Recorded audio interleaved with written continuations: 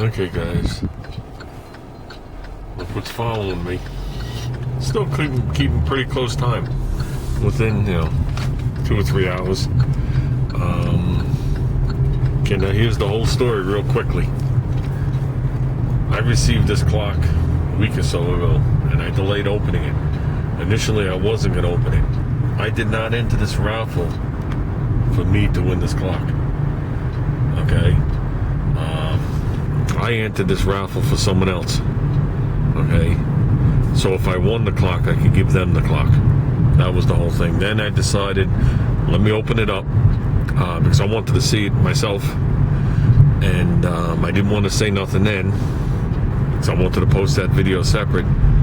But I am going to be dropping this off to the person I entered the raffle for. Not meaning they gave me the money to enter the raffle, but I entered the raffle hoping I would win it, to give it to this person. So, with that said, guys, I'm stopping for lunch.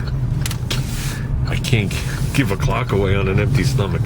Okay, we're heading to 2.2 miles. Take ramp on left to Route 27 East. Okay, we're heading to drop off the clock. Take ramp. Okay, enough. Route 27 East. I was gonna say there's only one thing better than a GPS. That's a free GPS. Yeah, free phones and free GPSs. I'm living a life really, really large. Okay, guys, we should be there within. Continue 14 miles on Route 27 East. 20 minutes? Okay, we're out of here. Okay, guys. For those of you who don't know who's about to get the clock, okay, I'll give you a little hint. You've seen him in my videos in the past. You've heard me mention him dozens of times in my videos. Okay. I'm going to get the dates wrong, but what the hell? He started at Volkswagen in 65 or 66. So that hubcap, he could have put that on. Who knows? He worked there for X amount of years. He went into the service, served for our country for 2 years in active duty, came back, and went right back to Volkswagen. And I think he did a total span, could be wrong again, with Volkswagen for 25 years. Okay, before moving on. There was a couple of years span, I'm not really sure where he worked. Okay, then he wound up at Toyota. And then I met him at Toyota. And we worked side by side for, I'm there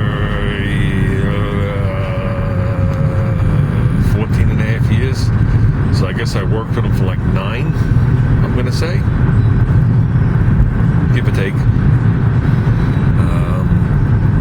So I know nothing about Volkswagens at all, other than that they're cool looking. And I've driven in one once in my whole entire life. And I was about 17 years old. I had my permit and I was able to drive it. Would I like to have one? Sure. To find a nice one is pretty pricey and well worth it, because the amount of effort it takes to make it nice, I could understand why the price is what they are. They're probably actually underpriced. And to find one that hasn't been hacked together is probably even harder. So I'm sure it's like with any other car. I don't know how the reproduction market is on them for parts. I don't know anything about them. But I will say one thing. When I tried getting into the classic car thing for the first time, the first car I looked at was a Volkswagen Bug. And at the time, it wasn't 25 years old yet. It was 23 years old. And it wasn't classified as classic insurance, so I passed on it. The second car I looked at was a Volkswagen Bug. Okay? And it had the semi-automatic in there, and I wasn't too sure about it. If they were good or bad trainees, and I had nobody to ask. Okay? So I passed on it. Then I left Jeep, and I went right to AMC, which is basically the same thing as most people will say. And that's when I bought I wound up buying the AMX. So, I was leaning towards it. If I would have went Volkswagen, I'm not saying I wouldn't have still went to the muscle car thing, because it's just something that brings me there. But I would know about them at least. Like I said, I'm not going to appreciate this like he's going to appreciate this. Now that he's back in the house, and he has his own little area, he can hang it up in his nice little area where he has his collectibles that he's had forever, that he's finally displaying, and he's going to be very happy with it. Is he going to be on camera? I'm going to say no. He doesn't like to be on the camera. That's fine. I can't fault him for that. I don't like doing it live. I don't even smile, I notice, when I do it live. So with that said, I don't even know if I'm going to get a picture of it there, because this thing doesn't take pictures. So with that said, guys, we'll talk in a little bit. Okay, so we started heading in this direction. It was 94 degrees. 1.3 miles will be at the shore. It's already down to 87, to show you how much it changes. Now we're heading down to the same shore we were at before, but we're just much further out east. You know, eastern part of Long Island. If you take this to the end, you'll be at Smith's Point Park and Beach. Both of them. Where you could actually drive your truck. And then you can't... At the park, when you get in there, you can camp. You can't camp on the actual beach, but you're right next to the beach. That's the best way I can word it. If we go further out east into the Hamptons, we can camp right on the beach. That's what we used to do. We did that forever. We used to do it 3 times a month, actually. It's great. So, with that said, another 3/4 of a mile we'll be getting off, and then we just got to take a couple of side streets, and we're at his house. Okay.